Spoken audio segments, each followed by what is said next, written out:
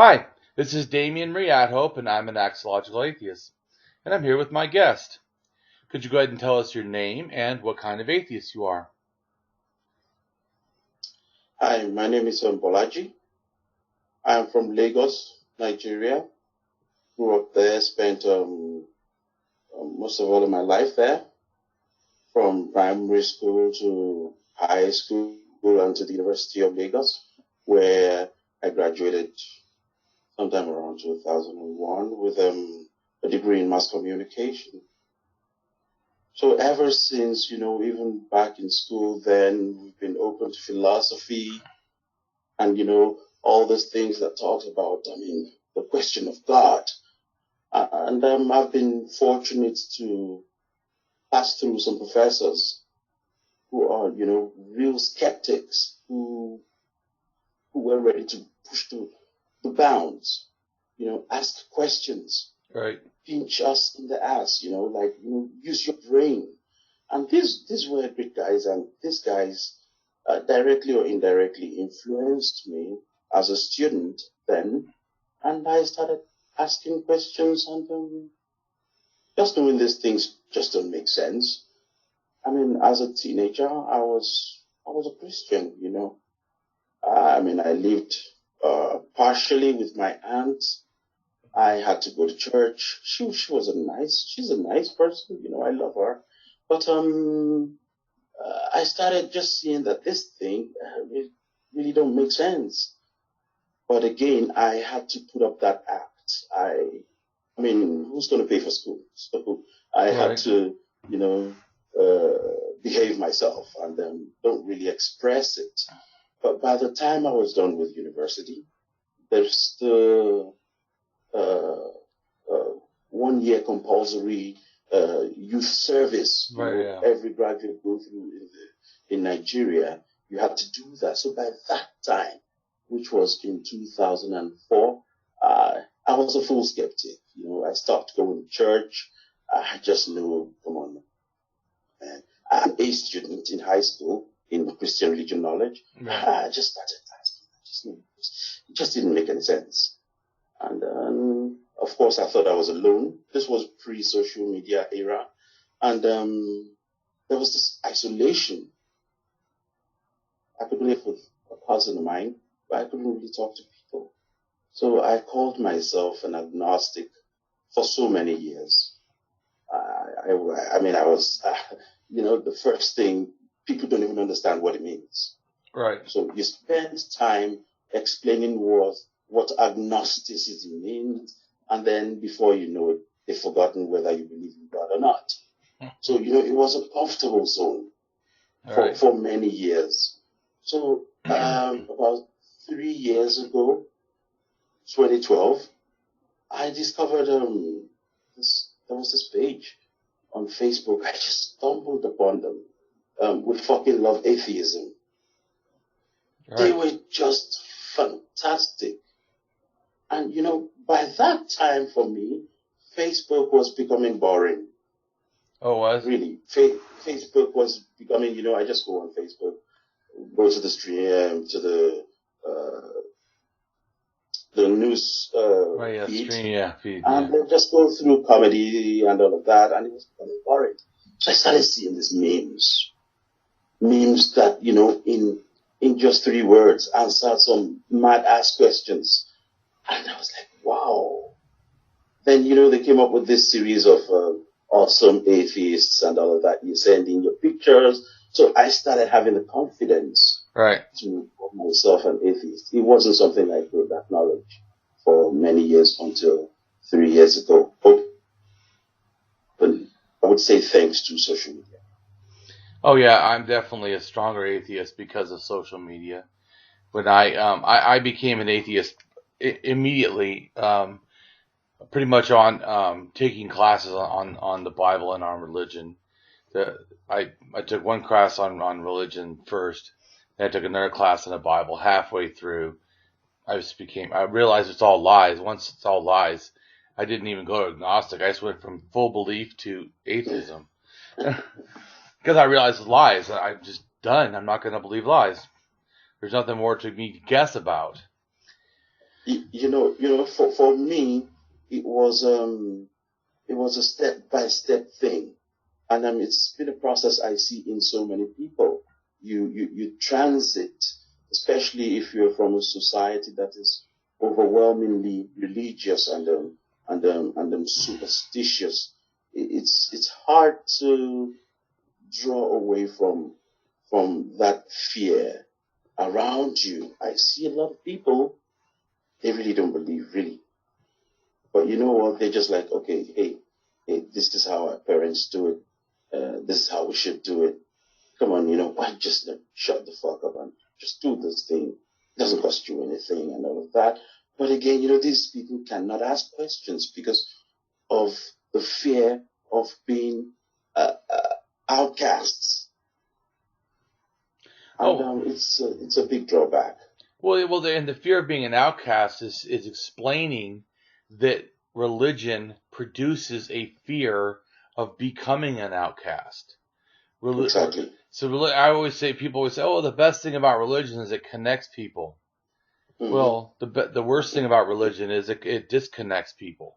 I mean, actually, yeah. I mean, it does it all the time. It's in all kinds of ways. What else can sever a family bond like religion? Religion, I mean, will make you hate your family. Yes. That's very true. It's really bizarre. So yeah, I know that So to me, when they say, well, what does it hurt?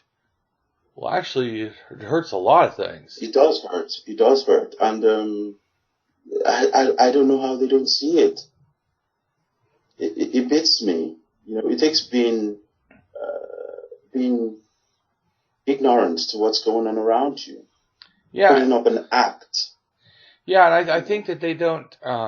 They're looking at the short term, not really about the big picture, because they're just saying, well, in this one moment I'm lying, it's not a big deal. But they just think, if you made one lie, it's not a big deal. But if the lie becomes your life, the life is lying. That's a big deal, because that erodes your inner self. Because most of us have a desire to somewhat be honest, So living a total lie is going to be damaging. Yeah. To your psyche. Yeah. Like you said, it's really crazy. Are you out to your family? Do they all know? Oh yes, I am, and I've been fortunate. My parents have been accepting, and my dad's been very understanding. Talking about him in like he's still alive. I lost my dad yesterday, and it's still fresh. The family is still everything is still really down now. But again, my father's been really open to how I see life. He's been cool. He's been cool with my decisions, and I'm proud. I actually have a family that encourages. They're religious though. My mom still prays, and then when they do their prayer, I said thank you. I said okay, it's all right. Yeah, it's okay. They know I don't believe, And there was the time when my dad was sick for about a few weeks. And I said, does your pastor know that my dad's down? Oh, she said, yes, he knows. And as a matter of fact, he's been praying on the phone and he's been sending olive oil for prayers. Right. And I said, really? He sends that? He doesn't send money, knowing you've been doing a lot, spending in the hospital? This is the person you've been giving 10% of your money to? My mom just went into mom mode. She, shouted me down. Oh, if you don't believe, I believe, and blah, blah, blah, blah, blah, blah, blah. I said, it's okay, it's all right. It's all right. I'm just, it's just a little thing I'm just trying to express. I finally had to say, okay, it's okay, just relax. I apologize. Because I just didn't want to ruffle feathers. So we ended up losing my dad. And so right now, we just, everybody's still in chilling mode and planning mode. Do you know that there's a thing for secular grieving called grief beyond belief? Yes, I think I read about it. I can send you a link for that. Oh, that'll be good. That'll be good. Yeah. That'll be good. Sorry to hear about your father. So yeah, I know right now we're talking about the burial and all of that. And I'm sure there'll be some religious angle to it. I will try to give a bit of rope. You know, I'm actually a decision maker in this. I happen to be my dad's first child. He was in the military, so I am signatory to many things and all of that. So I am going to be a little bit understanding and then give them a bit of rope. But I'm not going in for some ceremony and all of that. Time wasting. I just want to bury my dad. That's all I want to do. I don't want to do. I don't have that time, for all of that. And I think my parents see it and they understand. And I've seen some other people who, from declaring their atheism, actually really lose their livelihood. Really? Yeah. I've seen people being chased away from home for being openly atheists. And through social media, we've been able to come around. I mean, that part of the world, that was really what really, gave us confidence to really come out on social media, come out of friends. Really, in the past 3 years, I've actually lost so many old friends. Really? Yeah, they're people you've not seen in decades, high school friends. Right. They've been there on Facebook since the Facebook boom around 2000 and 2006, 2007 in Nigeria. There's been that boom, but now we're all relaxed. Right. We all now can identify one another. Some of us have gone through transitioning, from being real Jesus people to, crazy ass atheists today. You mean like me? Exactly, exactly. So, it gives us a lot of confidence. Yeah. When I come out there and I see a friend, bombing atheists on Facebook, this was really interesting, but it's... hold on a second, you said a friend doing what? Bombing? Bombing, well, when I say bombing, I mean like... I thought you said bombing. Bombing, yeah. Like bomb, yeah, of course, like bomb. Oh, yeah, bomb. Some deep-ass research. Oh, research. I thought you were saying research. Someone... Yeah. I thought you were saying some friend doing a bombing. I'm like, what? No, not that bombing. Oh. Excuse my word. Oh, I didn't understand what the context. I was like, whoa, what did you just say? Exactly. So it's just like, so you ended up having like a binging of information, being bumped out there on Facebook, right. Especially. You started joining atheist groups. You started seeing some names you just see from the internet, and then you become friends. And then, the guys are doing a lot of things back there in Lagos, and it's really surprising, and it's interesting to see that the number is still low, though. The number of skeptics is just still low. Nigeria is a country where I think about 19 out of 20 doctors believe in witchcraft. They believe that. They believe a human being turns into a bird flying at night and falling from trees.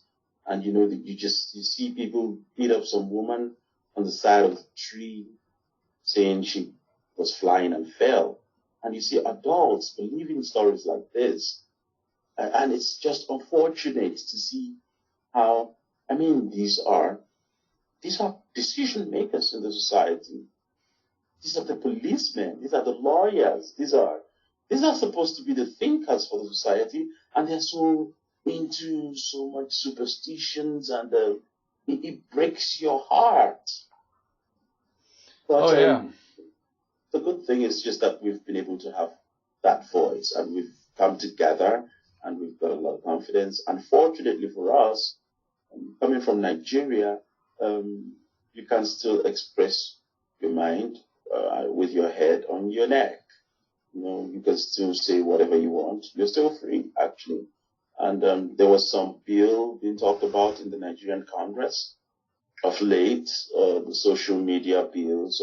They were going to clamp down on, people who say negative things about the government.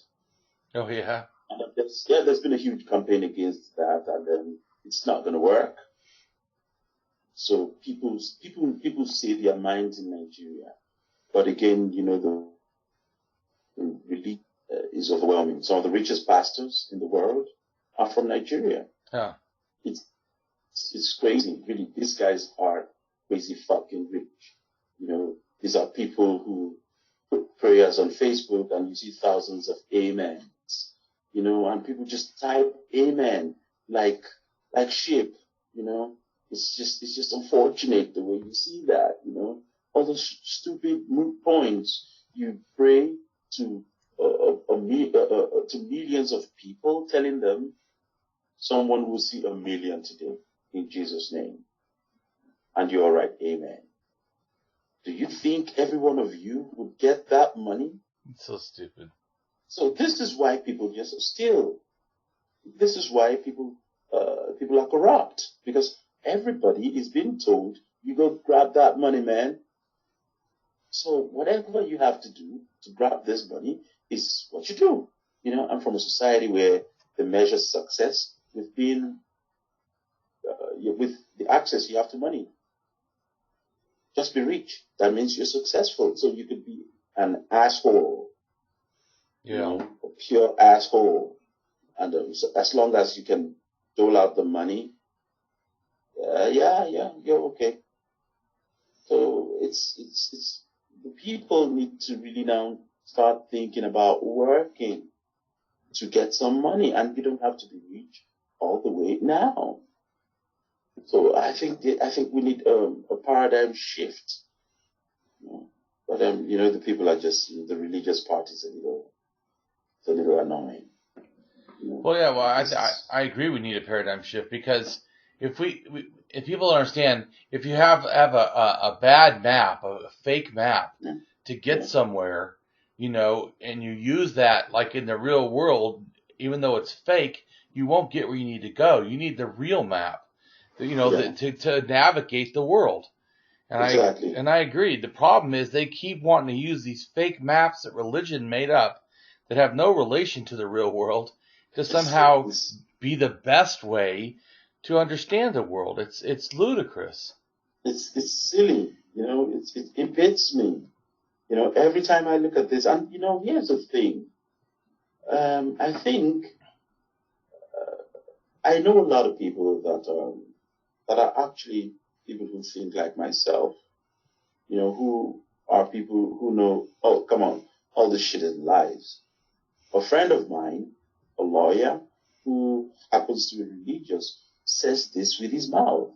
Oh, religion is believing what you know is a lie. He says this.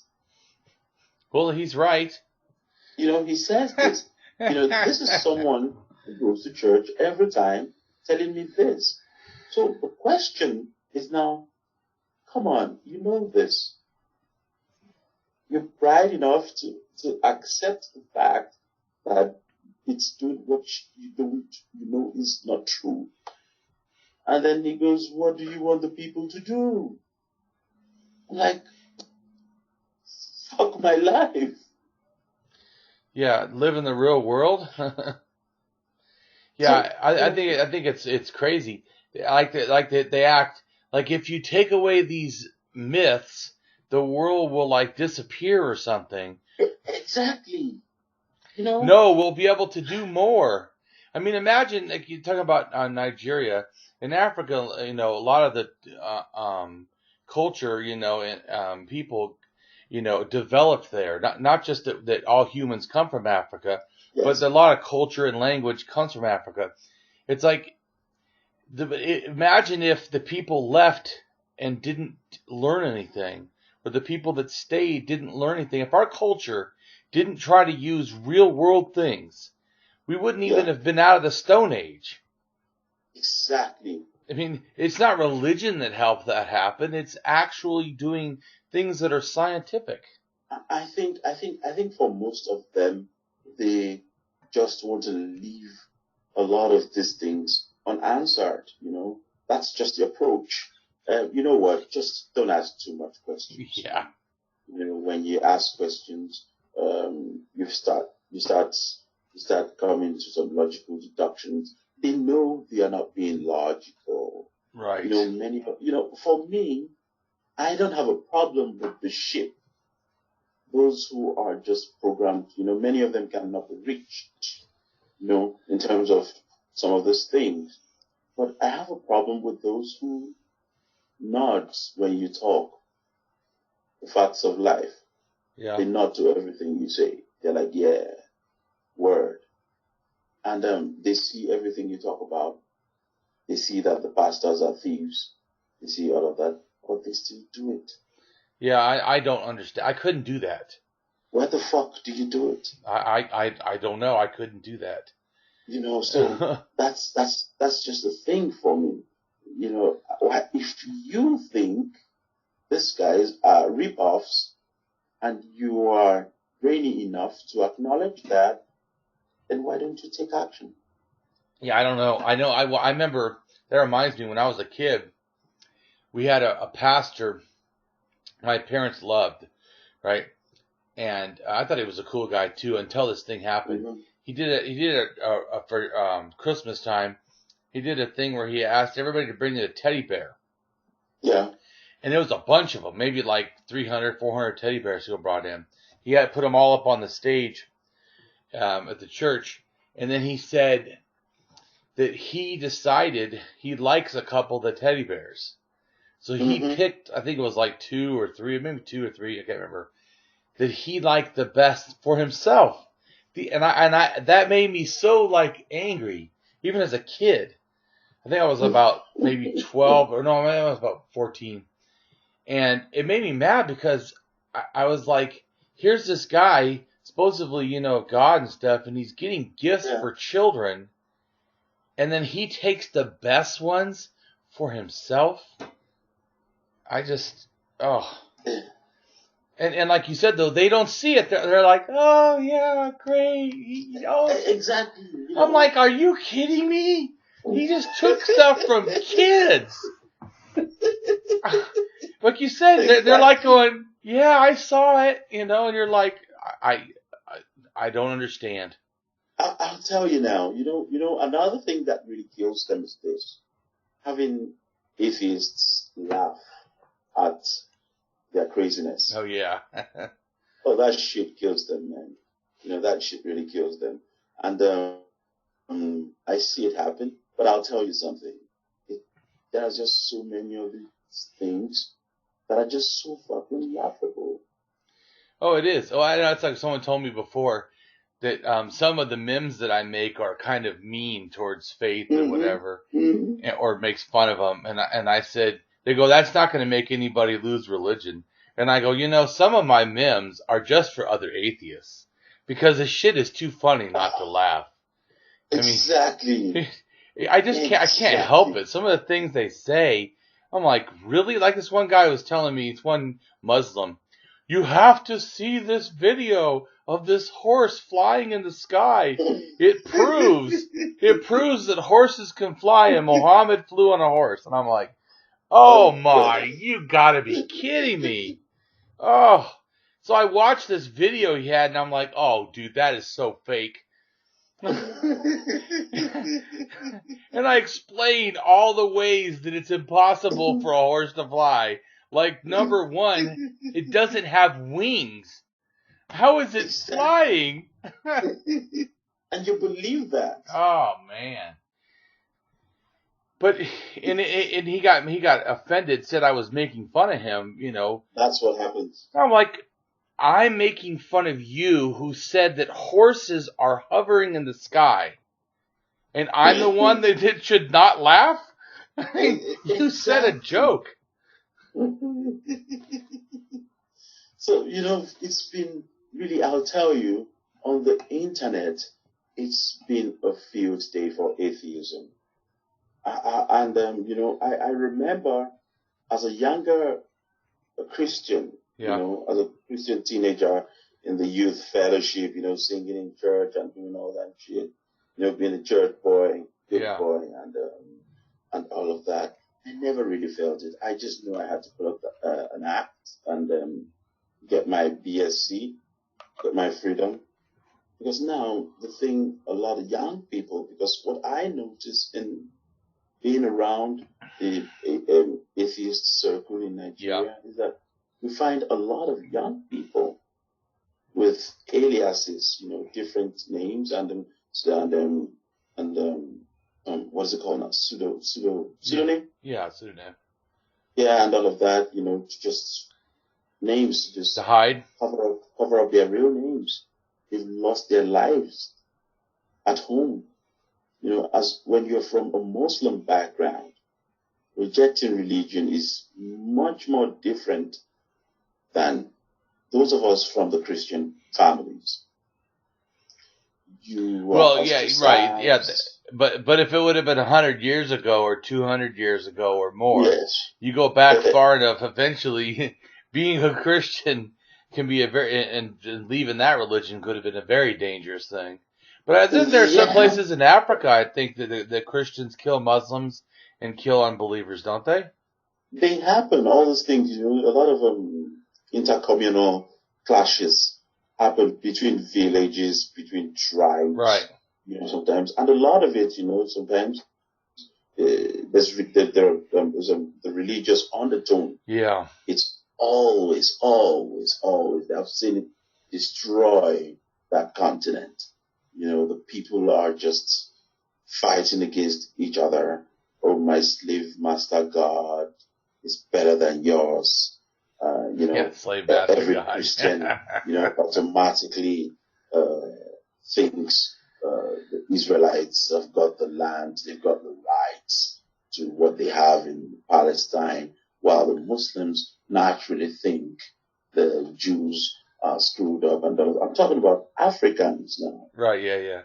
And when you really look at the scheme of things, if these are people exposed to real history, they will understand it's none of their fucking business. Yeah. This is not something you have to deal with. Well, I tell people that they ask me, my pro-Israel or anti-Israel or pro-Palestine. And I tell them, well, to be really honest, I'm not pro or anti-Israel. I'm not pro or anti-Palestine. I almost feel like you. I don't like the war, but I personally feel it's like it doesn't even matter to me. There's other. The only reason that little piece of land is so known or is only because of religion. Yeah. No, I mean I gotta tell people, that there's more suffering religious wise in Africa, in South America, some of the Asian countries, like Myanmar with the Buddhists and the Muslims, and that's not the only place. Or how about the fact that the Pakistan and India, they have nuclear bombs, both of them. It's like the only reason that one little spot is so big is only religion. It's just silly the way human beings now go about these things. It's just like an agenda thing. My God says this, let's do what my God says. At the end of the day, then you bring in money and then different things and then killing. So, there's just no need for all these things. Let's all just live in peace. Can't we? No. Well, we can only if we change our minds, though, because we're too individualistic. We need to be individualistic to respect the individual, but we're too individualistic, ethnocentrically, in the fact that we basically kind of like our own, and that has to change. I mean, we're never, as you say, we're never going to be a global humanity unless we stop this mindset of not like me. I mean, But the thing I would say, because I've been in groups. Yeah. I finally had to start my own group. Oh, right on. On Facebook. What is it called? It's an atheists network. I was in some other groups where they just took in people, on Facebook, because Facebook became the vehicle for most of us to be able to really express ourselves. Because you're talking right now, and a lot of people are getting to read what you write. Some react, and some just judge generally, and just keep quiet, and have their opinion about you without really knowing who you really are. So we finally had an audience. Right. And we had this network of friends where if you're in an argument, before you know it, a group of other friends are around like eagles. And once logic comes in contact with unreasonable talk, it just fizzles out. It just melts. So we started having battles like that on Facebook. Yeah. It became interesting. We started learning. We became really confident. And now, I think, this group I was talking about was taken over by a group of theists. By what? You post stuff about atheism and so on it, and be like, hey, how dare you post this? You don't post this. It looks like a dick pic. And they just trolls and they just... Oh, yeah. So we've taken over a group called an atheist group. For me, I don't see myself as a teacher. I think for some people in our community, they kind of see themselves as people, or as messengers who's got some message to bear to the people. And I find that a little disturbing. I want to communicate with fellow atheists. Right. I want to learn. I don't want to spend my time explaining to people who has their minds locked on the Bible. I don't want them reacting to my posts every time. I spend my time repeating myself. That's what happens. You keep repeating yourself, the same question, the same topic. The people talking from the Bible are so restricted into that little book. So when you throw logic at them, they cave in, and it's explosion. You're the rude one. What's wrong with you? You've been reading too much. What do you think you are? And all of that, So I don't want to spend my time arguing with them. Yeah. I don't preferably like arguing with them. I don't mind talking to them because I'm pretty good at reasoning with people that are not reasonable. I mean, number one, I have a bachelor's in psychology, so my thing was counseling people anyway. So getting through to people that have problems and don't want to really get better, I kind of already learned skills in that with my schooling. But also, it's just, I've done it a lot. I've gone out, in the streets and talked to people a lot. And I find that to be easier. I like talking better than writing because I hate typing. And they keep typing stuff, and I got to keep typing. And it's just, I would rather talk to people because you can get fast responses back, and people can understand. But yeah, I think this is a fantastic idea. I mean, what you're doing, it's really nice having every one of us from different parts of the world talking about this. I mean, I've been fortunate to move around different cultures. Yes. I live in Oman. I'm currently talking in Germany, so I've been able to see certain things, and I'm not talking like I'm from the position of authority. Right. But I think I should be able to see, because I've seen, and I've experienced these things, and people just don't listen. People just want to stick to their old ways, and it's just interesting to see it.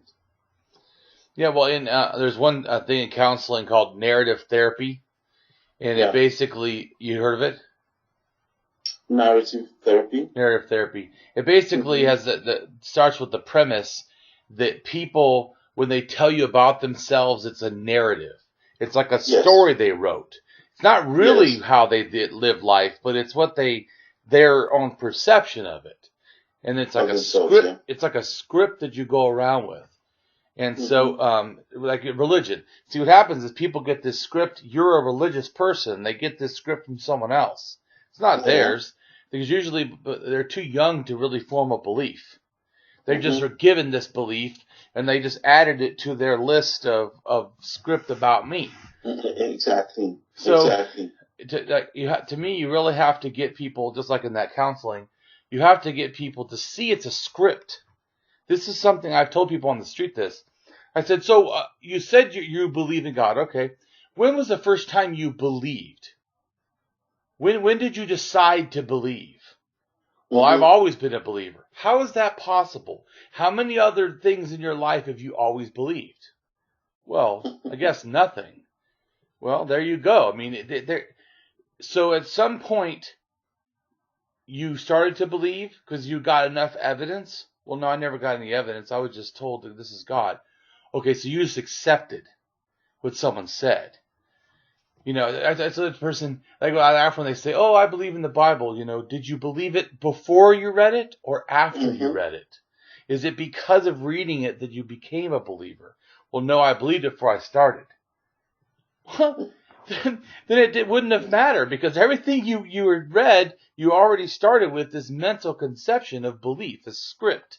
I'm going to believe, so whatever I read, I'm already going to believe whatever it says. It's just it. Ludicrous. It's sad. It's sad. It's sad to see that. But again, with what I see so far, as far as Africa is concerned and Nigeria, the number of people who are skeptics and who are ready to express it is encouraging. I can only say that because, I mean, with what I've seen in the space of 3-4 years, but then we are still in the very, very, very, very good. So, do you think it's easier? Do you think it's easier to make someone a skeptic from the indigenous witchcraft beliefs or from Christianity? Which is harder? I think from the witchcraft thing, harder. I think it's easier about that. Did you hear of the story of the woman who gave birth to a Bible of, somewhere in Nigeria? Gave birth to a Bible? You're just hearing that for the first time. Oh, no, I've never heard that. It's crazy, really. It's ridiculous. To a Bible. Oh, my God. I'll tell you, this happened about 3 weeks ago. Somewhere in Central I'm gonna have to look it up online. Birth to a Bible. Yeah, I think I'll tag you to it because I remember I posted it, so I'll tag you to it once after this interview. It is ridiculous. In this village where this woman who's a Muslim, went somewhere else, screwed some man who never came to look for her, and she came back to her village. And she was pregnant, and then when she was going to give birth, she gave birth to this little thing, and this little thing grew into a Bible this big. You see my hand? Yeah. This big. It's just crazy. And the funny thing is this, what made it really ridiculous for me was that the national TV, NTA, Nigerian Television Authority, the first in Africa, started in 1959 and all of that, were there to cover that story. You went to that village. I mean, this is a story where if you have a bunch of skeptics, they just simply dismiss it that this is stupid, right? But these people believe it. The media believe, they all believe this shit. So everybody ran down there. The chief of the village was interviewed, and he was like, yes, yes, this is the sign that God is with us. And that, it's really stupid. It is stupid. People were coming to dance and to touch the Bible, that, this Bible was born. So, but again, what I found a little encouraging with that story was that in the comment section, you find more people being dismissive about it. So that was a little encouraging. That's you find good. more people asking questions like, is she a printing machine? Oh, really? Also, is the Bible, how can she make paper? Wood product. Come on. Oh, I didn't tell you the Bible is written in Yoruba language. Yeah. That's my language. That's from Southwest Nigeria. Right. This Bible is written in that language. So there's no skepticism. People cannot say, okay, let's investigate. Let's look at this Bible. Let's look at the serial number and let's see where it's from. Nobody's asking these questions, and everybody's dancing, and it's just really dumb. So when you see that, you want to laugh. Isn't the Yoruba language? Isn't that close to? Isn't the West African religion like Yoruba or something like that? That's part of Yoruba. Yoruba. Isn't that the part that makes for in Haiti and makes like witchcraft and all that, or voodoo? You got it, voodoo and all of that. Yes, Yoruba. Yeah, that's the part of Nigeria where I'm from. Now, there was a little thing, the Oni of Ife. That's like the traditional land of the Yorubas. Like thousands of years ago, Yoruba culture has been on for a while. Actually, the Yoruba language is the most documented African language.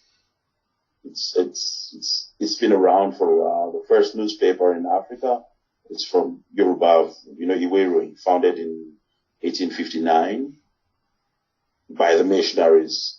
So, there's been that consciousness. There's been that fight for democracy and independence, starting from this part of, the continent. And, it's nice to be a part of it. It's nice to see it. And it's not so nice to see it being taken over by religion. The people are just fighting. There's no identity. I think I would have been more okay with the African being into traditional African beliefs than in this Christianity and Islam that they've turned to be their life. Excuse me, I'll get a sweet there. Well, especially since some of the practices that they have originate from Africa anyways. Exactly. So, I mean, it's backwards. It's interesting to see how that happens, it goes as far as places like Argentina and Chile. There are huge Yoruba communities in all these places, in places like Bolivia, in places like, it's crazy. It's just crazy. And, I met someone on Facebook. She's from Cuba. And we got talking, and I was just jokingly referred to her as a cousin, because there is just that presence in Cuba, places like Havana, and all of that. So there's that connection, to that part of the world.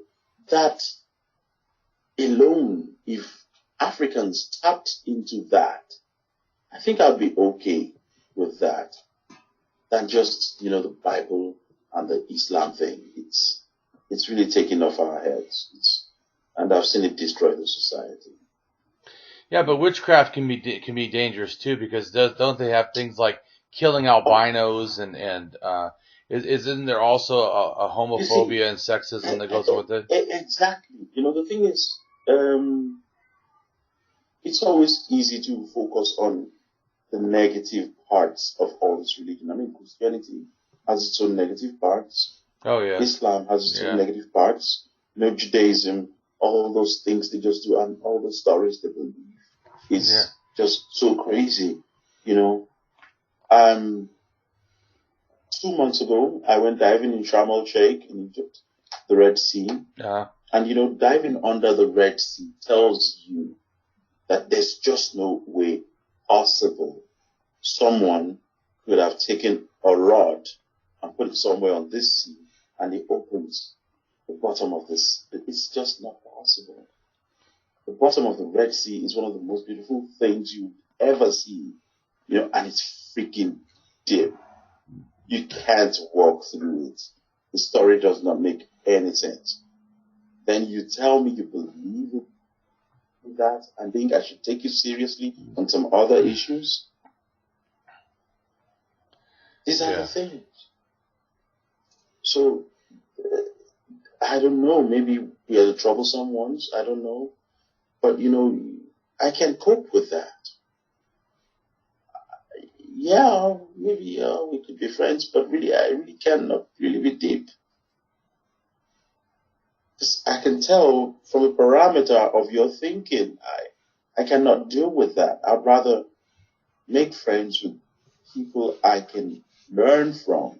Yeah. That's the thing. And so I find myself being picky sometimes with some of these things. I'd rather get some more education. Please just don't pull me back. It's okay. We can be friends, but it's all right. So that's been the approach I've taken to all of these things. And so for me, we don't have to waste our time. There's just no need wasting one's time on all these gods. There's no reason. Yeah, I'm more active in trying to teach people and help people, but that's kind of like my thing. I know I wrote a book and I'm going to be having it out soon once I'm done editing it again. Yeah. But I like you said about teaching. I really want to teach other people more than just say things that are interesting. I want to help people learn words and stuff. I feel like it's a battle, and the religious people are constantly teaching all the tricks and stuff, and atheists have to learn it all themselves, all on their own. I mean, we have to come to all these conclusions so I really try to help people so that we can fight back. Mm-hmm. I really feel like you're talking about before about it being agnostic, that people feel, that they don't know. And some people, atheists, get mad at the people. I don't really get mad. I'm definitely not agnostic. I'm anti the whole concept to me. But, exactly. But I totally understand people why they want to do it. I understand too that some people truly don't know, that they don't know things. I mean, because religion's been lying to their whole life, and then they come out of it. I remember that's how I felt for the first 6 months of being an atheist. I felt like my head had just been pulled out, brain had been removed, and I needed to rebuild it or something from the ground up. Just think, your whole life before, everything was magic. And all of a sudden, you have to live life without magic. You can't pray to make things happen. You can't hope for luck. You can't try to see a divine plan in your life. You actually have to do things, and and it just changes. But it also made things more beautiful, because now I look at things in nature and I think, how did that happen? Not like, oh, that's amazing. Yeah, God did that. Yeah. Oh, yeah, God did that. Oh, God did that. Oh, that beautiful sky. God did that. Oh, that, Grand Canyon. God did that. No big deal. But all of a sudden you realize, no, nature did that. It becomes a big deal. That's amazing. Exactly. How is this? How is that? It becomes more amazing after nature. And the thing is just that the reasons they give, when I remember when I started really coming out to really express myself as an atheist on Facebook, okay, some would just come up, okay, what's the reason? Oh, look at the rivers that flow, look at the ocean, the waves, look at the birds flying. Can you tell me something new? Is it just because of all of this? So, even the explanations it's just, you're never satisfied. So for me, I decided, I'll just think for myself. And it's been fun from then on. Right on. From then on. I'm not bound to any church. I'm not bound to any religious body. I'm actually a student. I'm learning. I'm enjoying it. I'm just going with the flow, man. Enjoying my adventures around the world. So what else? I didn't pray for it. Yeah. I didn't have to pray for it to happen. So how are you treated around the world? Do you tell people you're an atheist? Or do you not? I actually tell people I'm atheist. I don't hide that part of me. It's, sometimes, you try not to bring these things up in conversations. Right. But they always have, they just always have a way of coming up. Well, religious people like to know because they want to save you. Yes, and I think we atheists also actually kind of enjoy that expression you get when you tell them you're godless. I kind of like to play with that sometimes. There's just that expression, like, really. Yeah. I mean, I remember how I used to think about atheists. I just used to think they were mindless human beings, man. Mindless. So I can imagine how they just think. But again, for those who know me, just know I'm just the guy next door. I'm just that dude. It's just nothing new. Yeah, of course, maybe I've just been able to ask a lot of questions. My mind is free. Yeah, I've read a lot of books. Yeah, maybe I can be in the position to ask certain questions. So it's really interesting going through that. And it's interesting to see that those who rule the political class, they are thinking. It shows you why the states of so many countries are just the way they are. Oh, yeah. These countries are being ruled by a bunch of fearful lots. People who say, oh, so help me God. God is all that we need in this country. And, I mean, come on. How could you, a leader, say that to the people? It's only God that knows how to solve our problems. Yeah. Come on, then you're a fucking loser. And, these are things we hear day in, day out in Africa. And it's just unfortunate. It's unfortunate. These guys are just so rich. All in Jesus' name. Allahu Akbar and all of that. So rich, and others are just so poor. And they kill themselves. So so I don't know how to do it. We all just have to stop. Hold on. Let's start. Let's wash the brains. Let's reset. And right. Let's set out. Well, that's why, politically, I lean towards that anarchist thinking and the fact that no nations, no borders, this is all humanity. The illusion is that we're separate, and that if that doesn't change, we're going to be doomed. I mean, we live in different places, but it should be my house doesn't mean I don't have to care about my neighbors. It doesn't mean that I still don't have my own house, but it means that I do care about people around me. So I don't think that, inherently borders are evil, but to think of them as somehow we're separate people and it's just nonsense. We're all humans. And so, yeah, I know.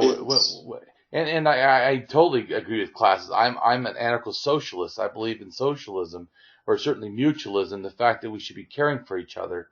And I agree. And as long as greed is the ultimate thing, over humanity, we're never going to really get to humanity. Because greed has to say, fuck feelings and go for the money. I mean, go for the power. Yeah.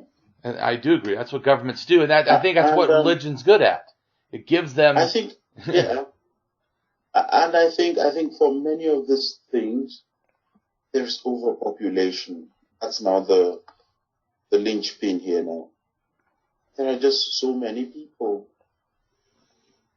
But I think that some of that is, it's not that there's overpopulation as far as it. In other words, you're saying with the output that we do, how we manage the output we do, I would say really, yeah. There's an overpopulation, but there's not an overpopulation. In other words, our planet could handle a higher population of humans if we managed it better. If we were growing plants on top of buildings, if we were thinking about, different ways of using electricity, like, I don't know, the sun. We should have humongous, solar everywhere and cut down pollution. I agree. If we have the amount of people we do and we all pollute, we're fucked. If we don't change. But if we change how we do things, we could have more people. But I agree, if we put more people with the same behaviors, it's over. It's over. It's going to be a devastation. Exactly. Exactly. Because we basically use when we destroy and we corrupt. We need to figure out ways of renewables and And these are things people still don't think about in many places. Well, and it's a religious thing why they don't think about it though. Just think, if you think there's a heaven and this earth is going to end, you don't care if this earth ends. Because you're like, this earth's going to end anyway, so, whatever, let's pollute it. Yeah. It's terrible. This is where we happen to find ourselves. Well, and also I think that too much, in the fact that we only care about certain areas too. Like we only care about our country or our region or our whatever. And what happens though is what other countries do, just like look at in Japan, their nuclear thing. It's hurting all the Pacific waters. It's not just hurting Japan. That's why to me this thinking that we can stay isolated, stuff that happens in Africa affects Europe. Stuff that happens in Europe affects America. Everything is, affects China. I mean, we really are more global. It's true. It's true. You see, so I was talking about Yoruba culture that has been around for a while, right? Yes. There was a new king, the Oni of Ife. That's like, according to the history here, there is the Yoruba. The founder of the Yoruba, his name is Oduduwa, and he has a place where he settled called Ife in southwest of Nigeria. So there's a new king. That's the Oni of Ife. Was seen, there's a picture of his about a week ago all over the internet of him kneeling in church. So there was this huge debate come on, how can the king of a culture that has been around for about 4,000 years be kneeling in the church? So the king, the man a few days ago, was a young man. He's not sorry for doing what he did because there is no God, there is no king bigger than God or something like that. Yeah. And I just thought, come on, man. There are certain things you should know not to do. But again, he's trying to be relevant, and he's trying to express that he bows to God. He's trying to make a statement, Right, yeah. Dumb as it is, something he shouldn't have been seen doing. But again, this is just how far you see the minds of the people. I mean, people who reason that way, how do you deal with them in terms of business? When you think this way, it reflects many other things. Of course, it's not okay to be judged by thinking this way. But again, I can really tell that it's just to an extent we can express certain things together before things start going awkward and then, explosion. So I try to control all of that, and it's interesting to just see how people are with their little frailties, so we just try to manage one another, lest you end up fighting every time. So do they translate any atheist books into the Yoruba language? Well, for most of us, most atheist books are just in English. We all, Nigeria is a country where we speak English, and the average Nigerian still reads in English. Because, it's a country where we all speak different languages. Right. So it's only English, and then there's the pidgin English, the broken English. Right. That's the one everybody speaks. It's like the Creole. People on the streets understand. It's the one everybody speaks. So, we still do things more in English. Oh, okay. That's the thing. Interesting people, interesting clothes. Is that true for a lot of the countries in Africa? About what? That having a main language like English? Yes. Sometime I think. When now? I think sometime in the early 1910s. There was a division of Africa by Otto von Bismarck. I think that was the leader of Germany at that time, Otto von Bismarck. Bismarck is a popular name in history, in modern European history. Right. So, they divided Africa.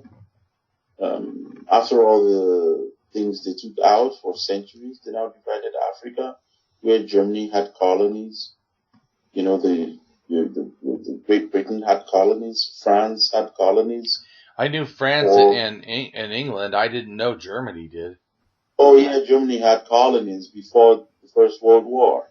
So what then happened? Places like Togo today, there was Togo. Places like Cameroon, yeah.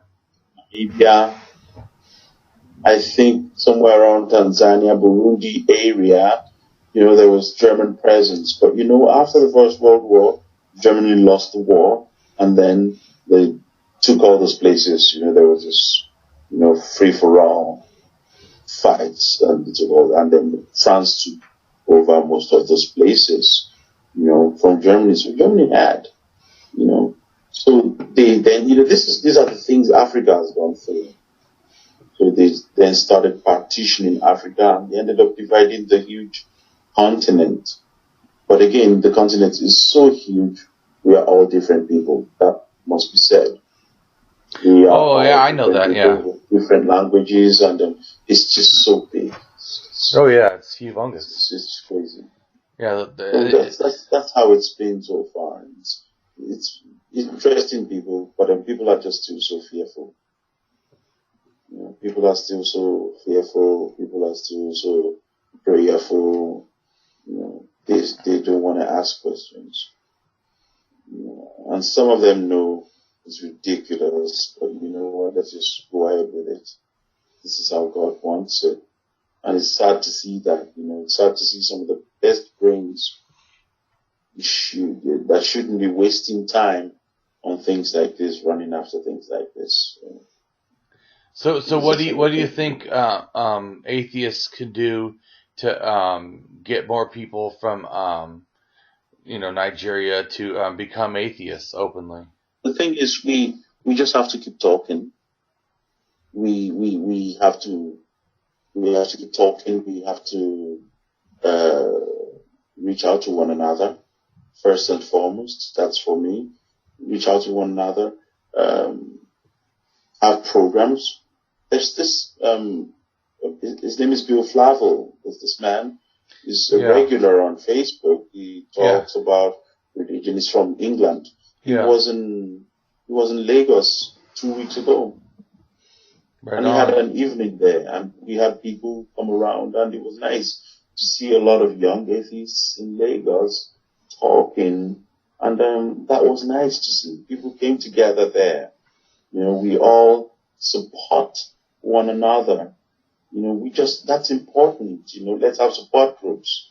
And we have people, people who can, help out with connections, whatever. Let's just network. Let's meet one another. Many of us are, castaways, really. So when we have that community where we can relate, where we can encourage one another, though we fight, Fight about what? Oh God, we fight, Atheists are just so crazy to deal with, We So can you tell us a couple of the fights or one of them? I think in my group, Atheists Network, sometime early this year, we had this huge bust up, where someone came up with a suggestion that he was going to interview another prominent atheists, and then one of the young guy came up with some propaganda against this person that was going to be interviewed, and he brought up this post from some bogus website on how they maligned the man in bad English, and then the website was just some crazy ass website. And so we started talking about this, and then I remember I used the word idiotic, and then there was just explosion. Hey, why are you talking like that? You don't have to talk like that to this person. And then, there was just this huge blow up. So, we have that, but again, we've been able to bring that to a minimal level. I interview people before I take them into the group. We're not after numbers. Yeah. So I basically ask questions. Are you atheists? When you say yes, you come in, and I explain to you things to do. But when I don't hear back from you, you're not in. Yeah, I did that for a while on letting people be my friend on my profile. Yes. I would tell them, look, this is who I am. If you don't like who I am, then no reason to friend me. Exactly. Because I'm going to openly say stuff that will offend you. And And I'm real big on blocking. Some people don't do it. I block the fuck out of people constantly. I mean, if someone gives me some shit, I'm likely to not even reply, just fucking block them and delete their post. Damien, I block any asshole who comes to tell me shit. And then I've been able to remove a lot of old friends. Yeah. And I've seen some take themselves out, and that's okay.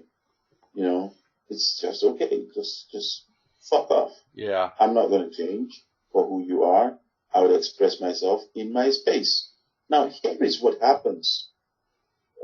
They leave their space. The theists, my theist friends, for example, the few attacks I've had in the past are people who, when they post their Jesus shit on their wall, when they talk about how faithful Jesus is to them and all of that, I don't ever go there to tell them how to think. Either do I. I'm the same way. I don't type on their wall to tell them, oh, come on, this is all shit. I don't do that. So I they agree. leave their posts, come to my space, and then tell me shit, and you expect me to be debating with that? I'm not going to debate with that. I would really kick you off. Yeah, I'm the same way.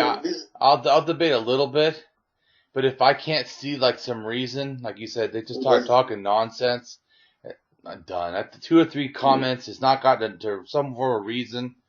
Done with that. I'm time for that shit. I think some people have so much time for that, it gets really annoying.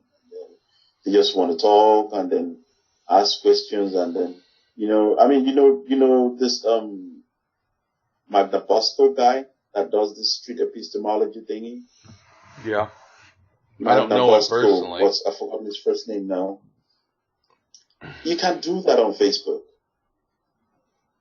You're talking to people and you're asking, why do you believe? Yeah. Okay, what makes you think your belief is it? You conduct that on Facebook. So what I see happen on Facebook over the years is just people contributing a lot of lines and lines and lines of comments and lines of comments and lines of comments. Of course, there's so much to learn. But again, life is moving so fast. So they're just all sound bites. So it's a little tiring. Yeah, but I know you're saying sound bites and stuff, but sometimes the sound bites can be good. I've learned stuff I know when I took the class and they told us to, know yourself, just that statement. So it makes you ponder and think about, things. I think that I agree, stuff on Facebook sometimes can be mindless, but I think some of the stuff, can inspire us to think more. Because when they told me to know, I agree. So when the class told me, to know yourself, which is an old philosophy thing, it reminded me that we have to do more than know ourselves. We have to love ourselves. Something more than, because you could know who you are and hate who you are. So the knowing isn't enough. It takes more than that for you. And then I realized you can know yourself, you can even love yourself, but you could still not be who you are. You could still not be yourself. And so to me, I realized I need to do all three.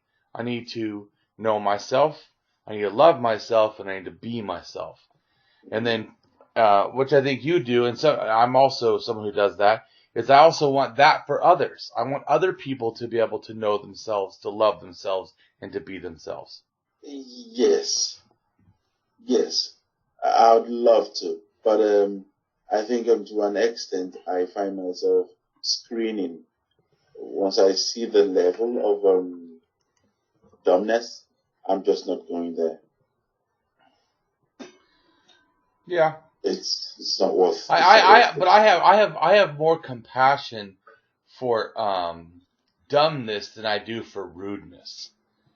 I will fucking get rid of someone really rude very quickly. Someone dumb, if they really feel they're just stupid or they're just slow or they don't really, I'll probably help them because I have more compassion for that. It's not their fault. Someone's an asshole, that's their fault. You know what I'm saying? That's their fault. I won't take, someone talks to me rude and stuff too many times. Yeah, I don't put up with that. That's true. And I don't like getting all angry and I see some people yell, fuck you, all this back and forth and I need peace in my life. If someone starts doing that, I just delete them, Gone. Exactly. I don't have time for that. Exactly. So I think for many of us, we have our different departments where we find ourselves. Right. You really cannot address all the issues. So sometimes you find yourself maybe laughing at the pastor, coming up with memes, and you find some ex-Islamists from ex-Muslims. There's the story of a guy, he's one of us. His name is Mubarak Pala. He was actually locked up. His story was on BBC. This was, I think, 2 years ago. He was locked up in the psychiatric ward by his father. And he was almost going to lose it. So the story came out, and Amnesty International came in, and different organizations came into it, and he's free today. He expresses himself freely on Facebook today, and he's doing good. Right on. We have our community, and we are building. We're trying to build, and this I am really glad for this. Do you have a page for Nigerian atheists? What? I said, do you have a page for Nigerian atheists? There's a group for the Nigerian. But no page. Yeah. You know what I'm saying? In other words, a group you have to join and stuff. A page you can like. Yeah. There's the Atheist Network. That's my group. Naturally, there is the Nigerian Atheist Group. That's a group I left a long time ago. Oh, you left it? It was taken over by a lot of trolls. So I just, I came up with this one where it's, I must admit it's a little controlled. No too much stupid talk. We don't want to accept that. We just want to learn. We just want to laugh. We just want to meet one another. We just want to relate. That's what we're there for. We're not going to spend our time explaining some moral. how Moses went up the mountain and then came down with some tablets. Or, we don't have time for all of that. You know what's so funny? You know how long they took to make the tablets? 40 days. Yeah. Does that sound like a god or like a man was chiseling out 40 days? A god would do it like a laser printer, right? Instantly. Yeah. Not exactly. Because remember, when he broke them, he went back up the mountain another 40 days. It's like, if you think about it today, does that sound like human-made or God-made? I mean, this is just so silly. It's just stupid. How could you believe that? So now, moving from that part of Egypt to Israel, right, took them 40 years. Yeah, I know. Ridiculous. And you know what? In history, it never happened. I know. I know. I've read a lot of archaeology. Like, my book is about archaeology. Yeah, never happened. How could you make this the basis of your life? Well, they say, oh, well, there's still truth even though the history isn't correct. Yeah, so it has lies, but it's still true. Come on. It's not thinking. But the problem is they want to believe. It's not even about that they do believe. See, it's not like in other words, if I convince you of something, you have justification to then believe it. Mm-hmm. But they want to believe, so they don't care if there's not justification.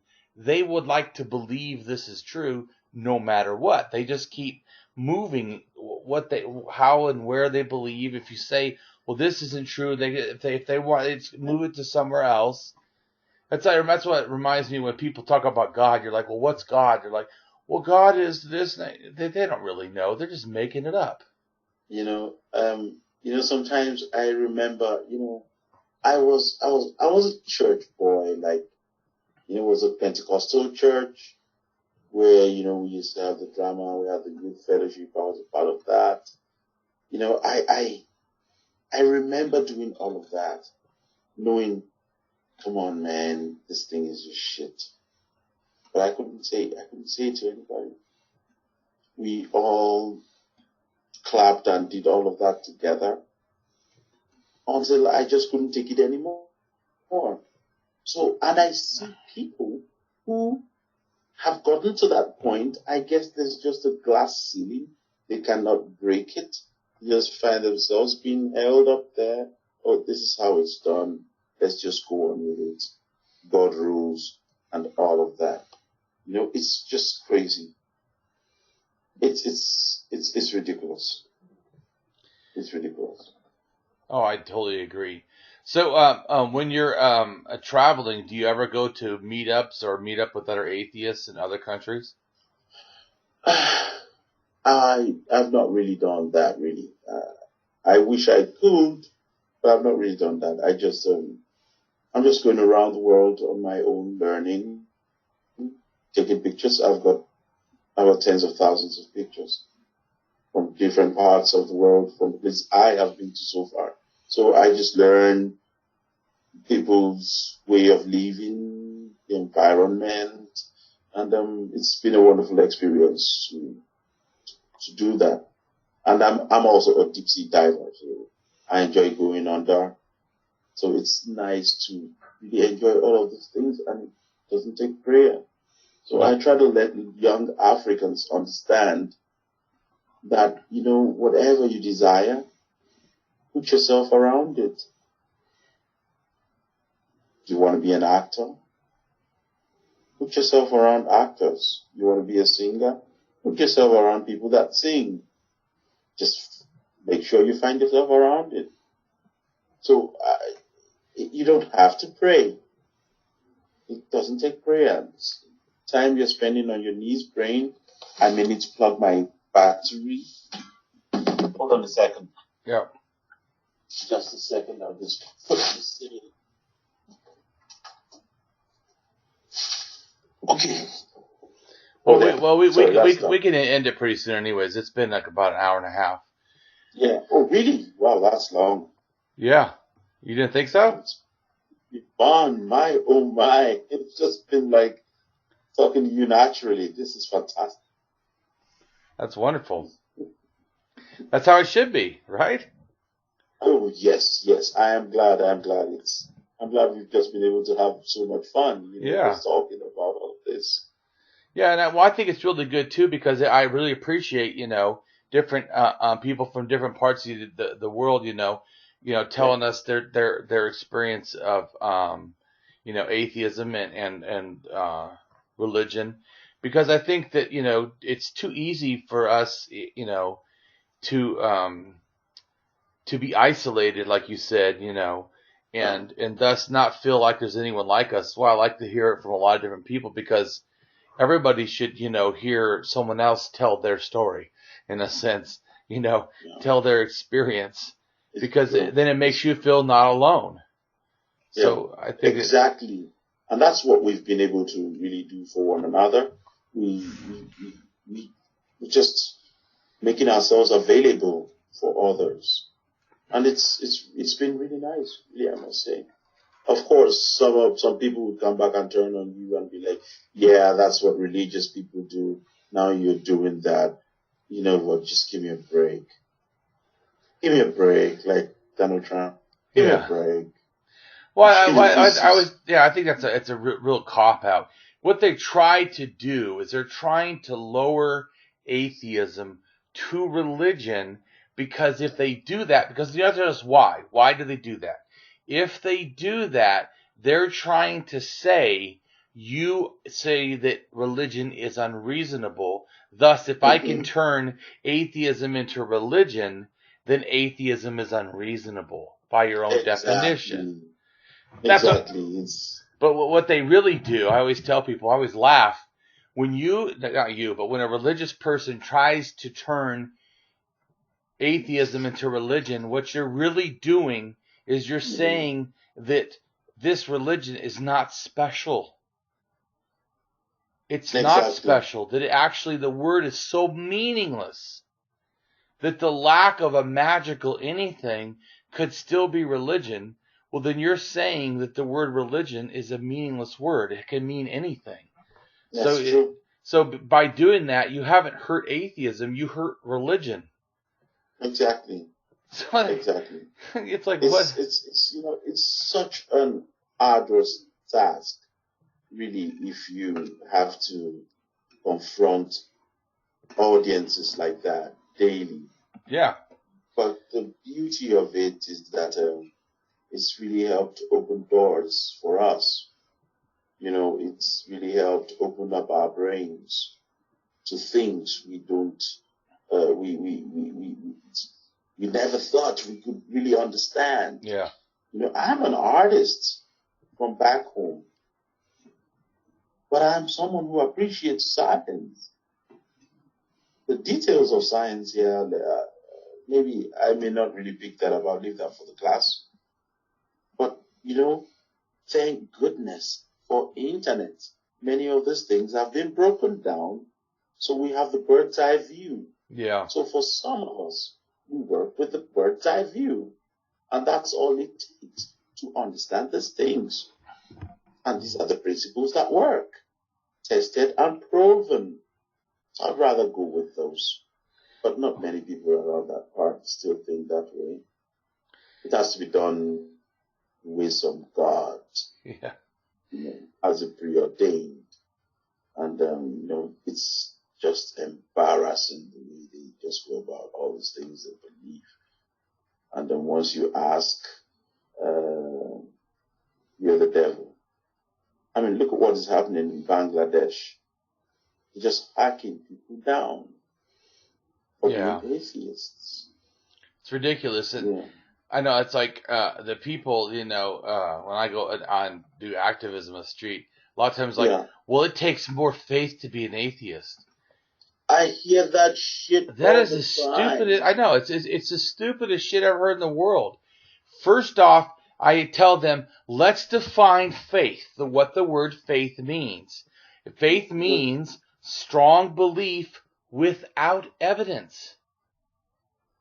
That's what faith means. How could possibly me saying I accept the world as it presents itself, which is supernatural free, how is that believing without evidence? I'm looking at evidence. There's evidence that there's no supernatural.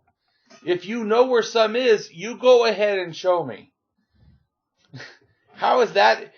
I'm not adding anything to nature. They don't get their belief, their what they call worldview. Yeah. Their worldview adds something to nature that they have no reason to know and can't prove, test, show, demonstrate a reason that they could know, or what it could even be they're talking about. How could you just, it beats me. But I'm glad we have a community down there, and we made up to speak. And I am now a bit away from Nigeria. I live away from there, so a bit of the reality is shifting for me. I'm in an entirely different environment now, right? And I'm watching and enjoying and learning, so I'm beginning to face that. But I'm still looking at the African with the way they carry the religion. I hope as time goes on, we'll continue to get free minds. And it would be good for us all, really. Because some of the most principled human beings I know are atheists.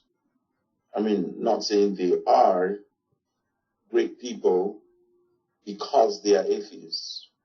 It's just because they are people who would not lie to themselves. And they happen to be atheists. And that does it for me. Yeah, I would say I'm a better person because of atheism. I'm 100% sure of that. Yes, I think I agree with that. But again, I'd say I've always been a good person. I can't say that. I've not always been a good person. I've always wanted. That's good. You could say that. Yeah. Yeah, I used to. Especially when I was younger, I was not a good person. No.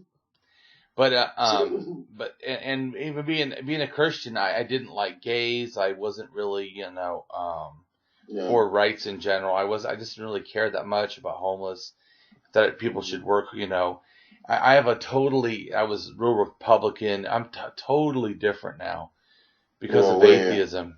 Because atheism, to me, it reminds me, that before they want your head looking in the clouds, for hope or whatever. All of a sudden, atheism puts my eyes back on the earth.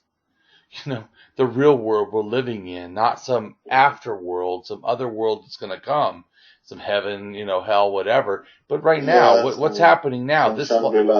This one life matters. So getting at this one life, this is it. What we do, this is it. How we affect and help each other, this is it. It's only going to get better if we do good things. If we don't, it won't. It's just that simple. It just won't. And so that's what being an atheist. I do a lot more activism. I never did anything really when I was a Christian. I just prayed. You don't have to do anything. You just pray. Just pray, man. It's all good. Now I don't pray, so now I have to go do things. I went and feed the homeless. I fight for rights. I stand up for things. I do that now because I realize this world matters. It does matter. It does matter. And as we go on, we continue to learn. And it's just okay. Come on. You know what? Forget about what happens when you're dead.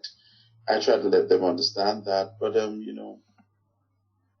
as they say to themselves, to each his own. And that's one of the stupidest statements I've ever heard in my life. Because that's what they say when it's time to become unreasonable. But sometimes you just have to let them go. Let them live in a fantasy land. Then you divert the energy into speaking facts. Right. With people who will not waste your time. it's a little selfish.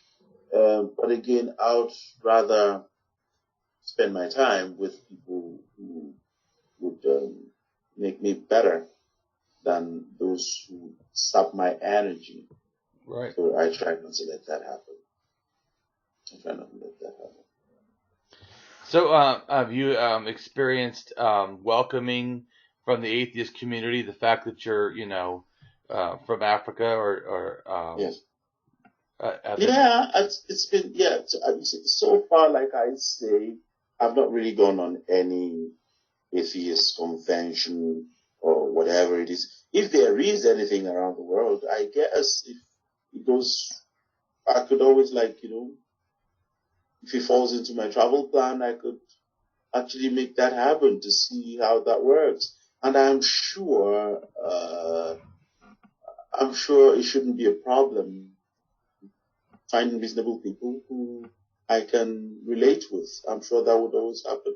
In every setting, you have the obnoxious ones, you have the crazy ones, you have the act ones, and it's like that in every setting. So I think every setting is going to have good and bad people. I was just saying that. Have you experienced any negative attitudes? No, not really. Because I don't know about how Europe acts, but I know a lot of Americans, basically, like if you're from India, Africa, or some places, Yeah, I see. It's like they don't really listen to you as much. I see a lot of racist comments, not towards me. Yeah. But I see that about all these things sometimes on the internet, and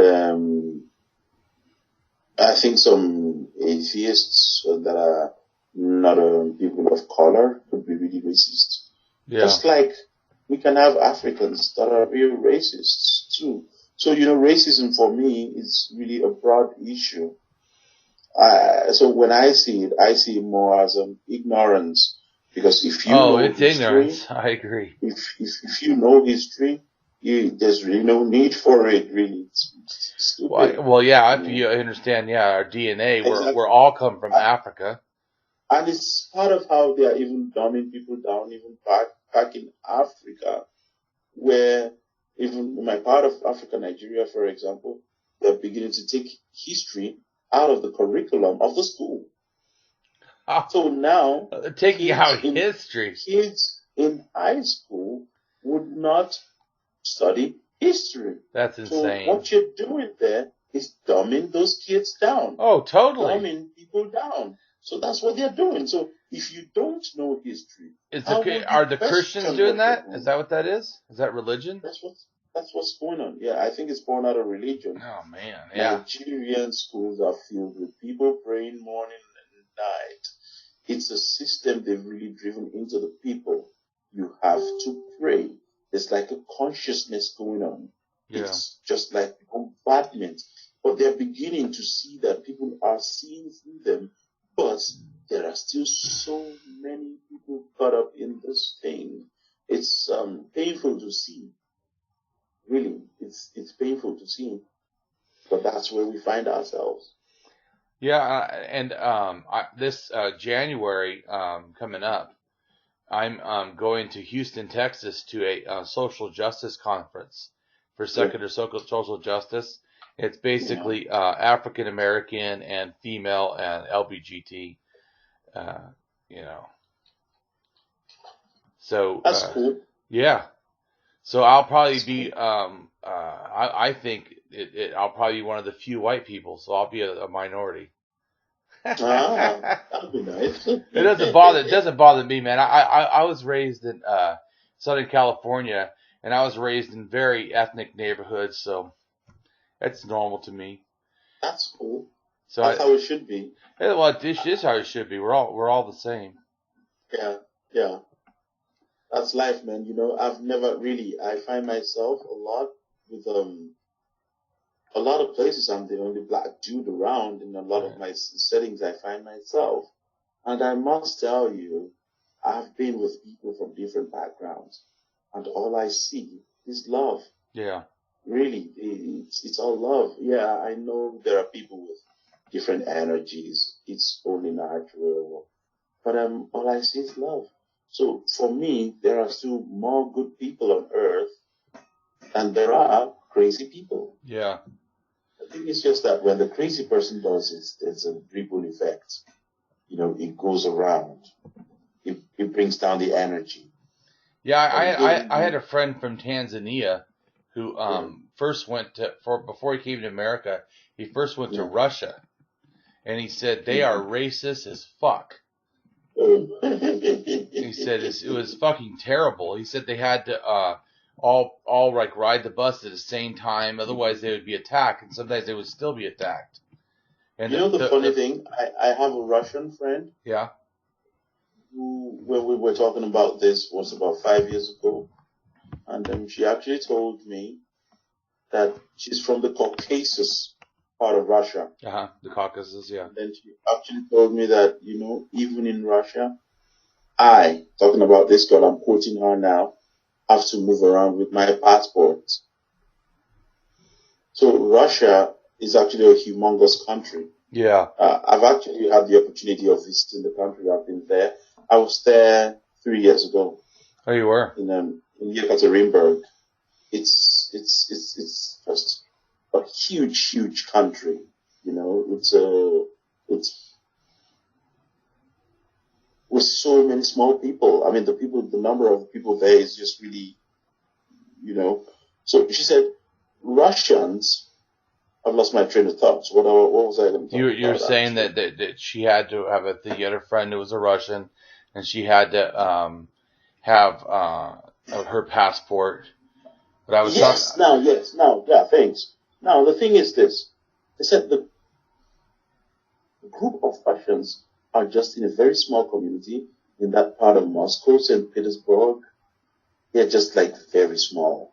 Now Russia has people from different parts. There are young Russians, you know. There are Russians from the south. There are Russians from different parts too. They are all different people. So they say even they feel discriminated against by those who call themselves the real Russians. So it's really crazy. So it's even for Russians, it's even from the white skin to the white skin, it's just horrible racism. It's interesting. Yeah. I'll tell you. Yeah, racism, ethnocentrism, xenophobia, all that stuff is ridiculous. Your time there? I met good people. Young people are friendly. Older people are, it's understandable. Time was really tough. Older people are more grumpy. But generally, they are trying to open up to. They're humans. They want to open up to you. They want to tell you, hey, I love America. Actually, people always think I'm American. Seeing the height, and I don't know why they think so. But I always try to let them know Nigerian. Oh, Nigeria. They think about football and all of that. So it's nice to see this. It's nice to just see this in people. It's interesting. I just only wish we can do without we can just shut off the religion thing and let's relate. You know. Well, I don't think we're really gonna totally relate until we throw off the religion thing. I mean, there's definitely more than that.